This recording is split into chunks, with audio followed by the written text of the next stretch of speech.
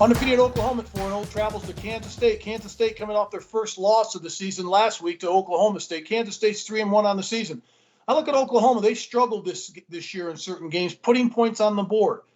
Last week, they only put up 16 points against West Virginia, which was very shocking to me, even though their quarterback, Spencer Rattler's having a pretty doggone good season. I look at this game as Kansas State keeping a lot closer than most people think. Oklahoma is a 10.5-point favorite on the road, but Kansas State, with their running back Deuce Vaughn, will keep it close. They'll battle this game in the phone booth and keep it tight. Kansas State take the points. Oklahoma wins a close one, 24-21. Well, no doubt that Oklahoma is struggling greatly on offense, Mark. They had 313 yards total offense. The biggest difference between this Oklahoma team and the other one, they don't have any explosiveness. They don't have big runs by the running back. They don't have the speed to turn in a 8-yard gain into a 50-yard gain like they have in the past. So they're lacking the big play. Defensively, they're playing pretty good.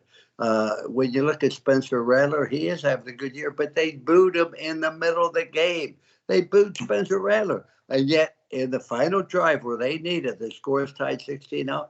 He went 6 for 6 completions in the 70-yard drive, kicked a field goal as the game expired. So they're not an explosive football team. On the other hand, Kansas State disappointed the first half. They were outgained last week, 481 to 260 yards. They had 2 turnovers. You don't win giving up that many yards. However, the one thing to keep in mind, they did shut out Oklahoma State in the second half, held them scoreless.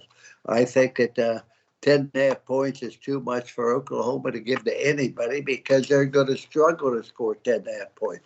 I think that Oklahoma prevails in this football game, Mark, but I think it's by a score of 21-17, Oklahoma.